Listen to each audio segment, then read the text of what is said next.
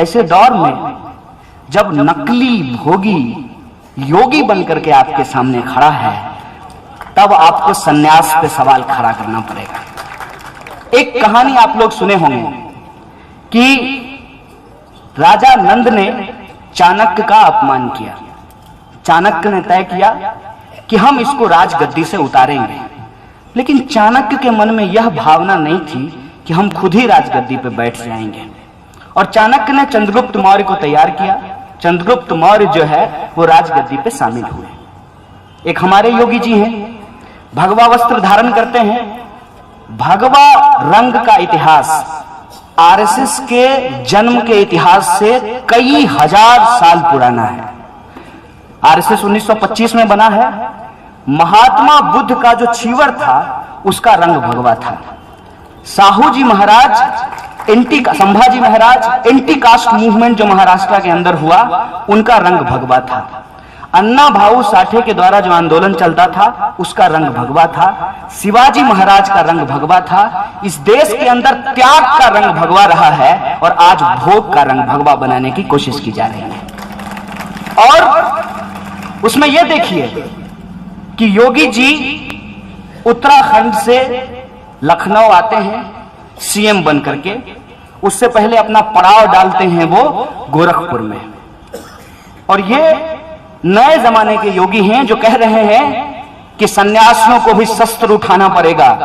जब राज सत्ता अपने राज धर्म को सही तरीके से नहीं निभाएगी तो सन्यासियों को भी गद्दी पर बैठना पड़ेगा। अरे योगी जी, आपके सामने भी केशव चंद्र मौर्य था, आपने चंद्रगुप्त मौर्य की तरह उसको क्यों नहीं सत्ता पे बिठा दिया? यह सवाल मैं आपसे पूछना चाहता हूं। आप चाणक्य होने का ढोंग कर रहे हैं। आप सन्यास धर्म की परंपरा को बदनाम कर रहे हैं। आप हिंदू धर्म के रंगों और प्रतीकों को जनता के मन में खौफ के तरीके से उनके दिमाग में डालने की कोशिश कर रहे हैं। ये पूरे के पूरी धर्म की विविधता को भी खत्म कर देना चाहते हैं। सीता राम को राम राम को या जय श्री राम के राजनीतिक नारे में बदल देना चाहते हैं। इस देश की जो सन्यास की परंपरा है, अरे भाई घर छोड़े हो ना, जंगल से तुम शहर आए हो ये कह करके कि हम सन्यास धर्म को प्रचारित करेंगे, तो जब गृहस्थ धर्म छोड़ दिए तो तुमको राज सत्ता पे काबिज होने की क्या जरूरत है? जो अपना परिवार नहीं चला पाया, अपनी पत्नी के साथ नहीं रह पाया, उस देश की जनता के साथ क्या रहेगा? यह सवाल आज हमारे सामने है। इसको समझने की जरूरत है। कहता है कि जिसके पास परिवार नहीं है वो किसके लिए चुराएगा? मतलब जिसके पास परिवार है वो सिर्फ चुरा करके ही अपने परिवार का भरण पोषण कर रहा है।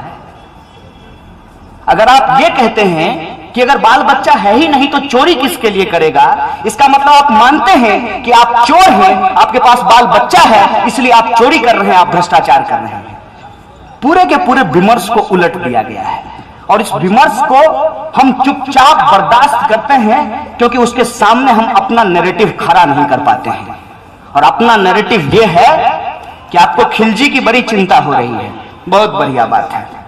आपको पद्मावती की बड़ी चिंता हो रही है, बहुत बढ़िया बात है।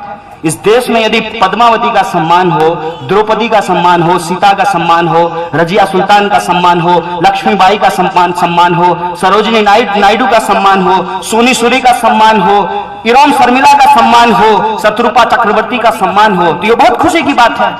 लेकिन मैं ये सवाल करना चाहता हूं कि इतिहास के उस चरित्र को बचाने की इतनी जल्दबाजी है, पद्मावतियों को जो पेट में मार दिया जा रहा है उसके लिए कौन सड़कों पे निकलेगा? ये सवाल मैं पूछना चाहता हूं। मैं ये सवाल पूछना चाहता हूं कि क्या हमारा सम्मान तब कम नहीं होता है जब 1.5 साल की बच्ची के साथ गैंग रेप किया जाता है? क्या हमारा सम्मान तब कम नहीं होता है जब यह कहा जाता है कि मुस्लिम महिलाओं को उनके कब्र से निकाल करके उनका बलात्कार किया जाएगा? तब हमारा सम्मान कम नहीं होता है? तब हम उस नारे को कैसे भूल जाते हैं जिसमें हमने कहा कि भारत मां के 4 सिपाही हिंदू मुस्लिम सिख ईसाई? इस सवाल को हम कैसे भूल जाते हैं?